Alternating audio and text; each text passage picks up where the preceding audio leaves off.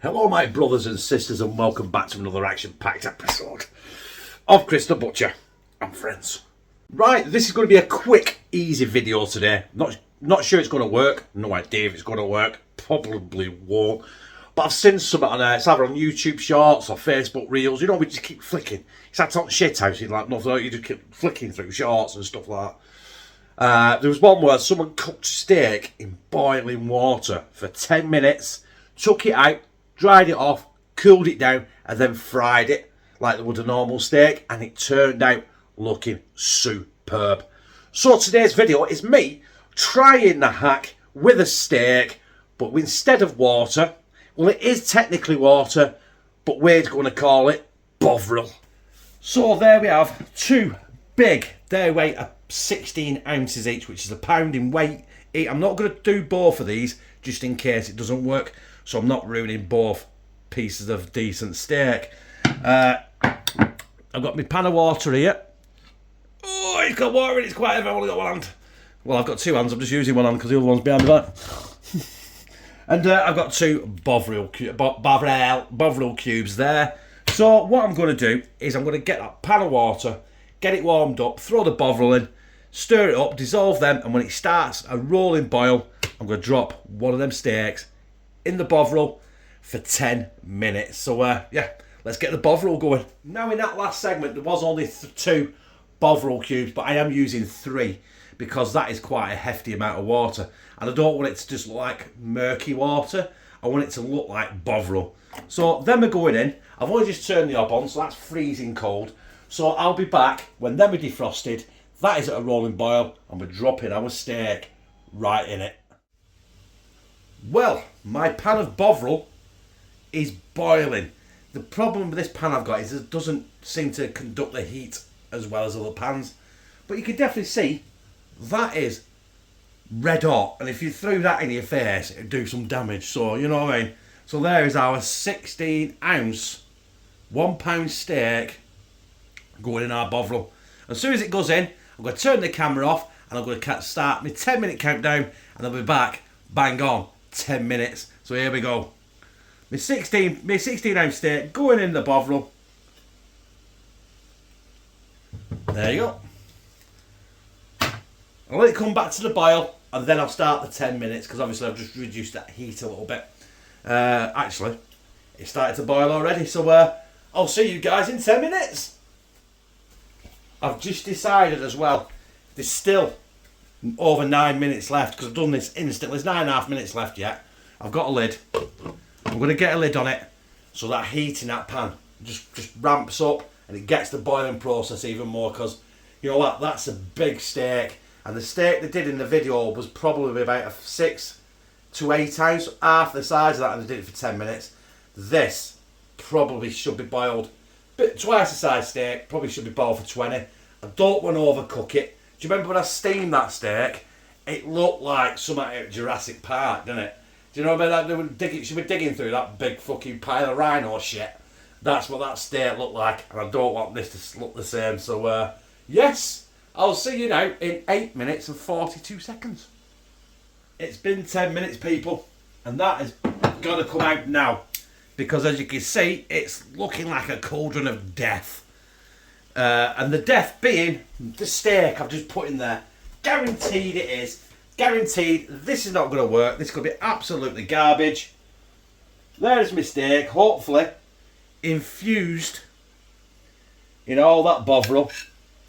So I'm going to get it on the plate, get it down, get it cooled down, get it dried off. We'll season it up and then we'll smack it in griddle pan. See what happens.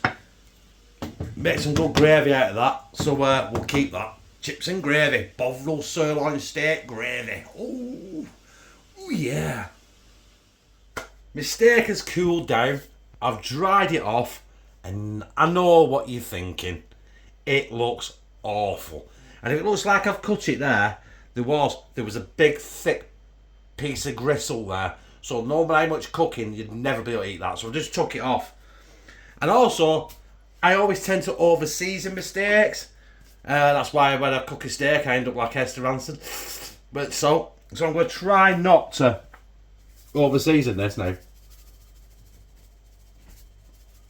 Right, that's it for salt. What pepper? Good crack. Pat that in. And we'll do it with the other side as well. Look, it's falling apart. It is falling apart. I don't know where to take that off, you know. I don't know where, but nah, it's cheating, innit? Pepper, no garlic because I haven't got any.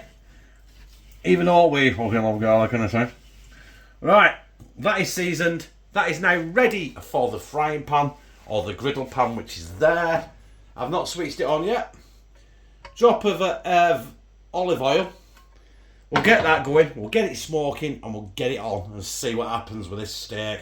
See if we can make it look better than shoe leather. Me pan is smoking. Probably burning actually. So, you see that there? That. I've took it off. Because it's not going to serve any purpose for what I need. It just didn't cook right, did it? It didn't boil right. It just looked, it looked like it withered and died. So what I'm going to do now is I'm going to cook this, hopefully get a good cook on it, a good sear on it. We're cooking for about a couple of minutes each side, and then we're going to get it on the chopping block and see what I've done to it. God help me. Well, that is my steak fried off. I did it 2 minutes each side. Got it off. I've rested it for nearly 5, 6, 7 minutes, something like that. Didn't time it, so I can't tell you exactly. And this is the moment of truth where I'm going to cut into this steak. I can already tell by the feel of it, it's overdone. But I'm hoping I can chew it. That is the thing. And my knife is struggling to go through it already. That is overdone. Do you know what? That's what I mean about this. It's, you know, it's all trials and tribulations. It's all that when I do stuff like this, it's something I've seen, and it's not something, you know what I mean, I've done before. The first time I try this sort of stuff is on camera with you guys. So yeah, it might turn out like dog shit, like this probably is. I've probably made 16 ounces of sirloin steak flavoured chewing gum with a hint of Bovril. Let's be honest, the Bovril is just basically the salt in it. So, hey, what can I say? There's no point in getting up here. I might as well stay down here while we're here, haven't we? So, piece of steak. So we'll get that piece there. See if I can chew it with my no teeth. There we go. Ah, no. It's like a Dunlop tyre. Absolutely terrible. You know what? It's not focusing, but that is the beef that I've just cooked. Now, it could be the method I used to cook it. It also could be the choice of meat, the choice cut I used.